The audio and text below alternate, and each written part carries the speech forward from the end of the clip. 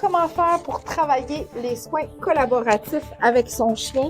Et aujourd'hui, on parle du coupe-griffe, donc couper les griffes, comment on fait pour accueillir ce soin-là avec son chien. Et ça te prend l'outil, la taille de le coupe-griffe, ça te prend un bol de récompense, ça te prend un lieu, un endroit où le chien se sent confortable.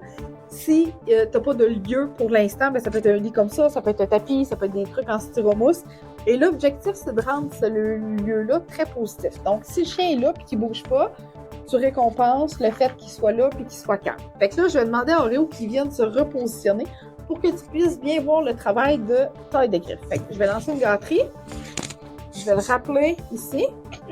Parfait. Excellent. Et là, si ton chien a appris à donner la patte, c'est vraiment une belle façon d'avoir sa propre collaboration. Donc, je vais lui demander qu'il me donne la patte. Good job! Je récompense le fait qu'il m'a donné la patte. Il me donne la patte sans que j'ai besoin de demander. Voici le coupe-griffe chien, donc je lui montre. Je lâche tout et je récompense. L'autre patte. Donc, voici le coupe-griffe chien, qui est un petit peu plus près de la patte à ce moment-là. Je lâche tout et je récompense.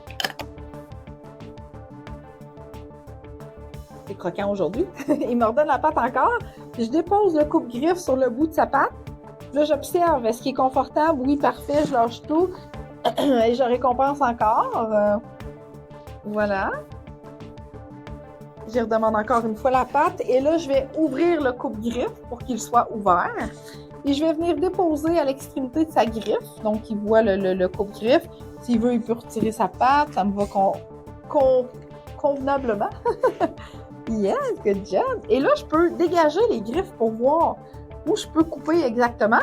Et je reprends le coupe-griffe, je lui monte. Et là, je viens faire une petite pression sur la griffe, mais sans couper. Okay? Je récompense encore une fois. Je reprends le processus. Et là, j'essaie de voir. Il est confortable? Ça va bien? Il me laisse faire? Je coupe. Et voilà! Et je récompense également. Maintenant, on va aller voir pour les pattes en arrière comment on peut faire ça. Donc, je vais changer de place pour que tu puisses me voir à ce moment-là avec les pattes en arrière. On amène ça ici. Donc, encore une fois, avec le coupe-griffe, j'espère que tu me vois encore, je vais venir toucher la patte en arrière, okay, pour voir s'il est confortable. Je vais venir prendre l'extrémité de la patte pour voir s'il est confortable. Il est confortable. Je le récompense. Je vais m'installer à mon tour confortablement parce que je suis droitière.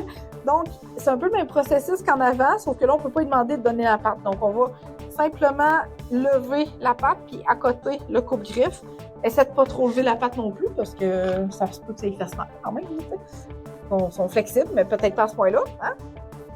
On reprend encore, je regarde comment son langage corporel me parle. J'installe le coupe-griffe là, il ne bouge pas. Je le récompense. Et là, l'étape ensuite, c'est de reprendre la patte et la griffe et de voir si on peut couper. Et c'est fait. Voilà, pour la taille de griffe, patte avant et patte arrière. Là,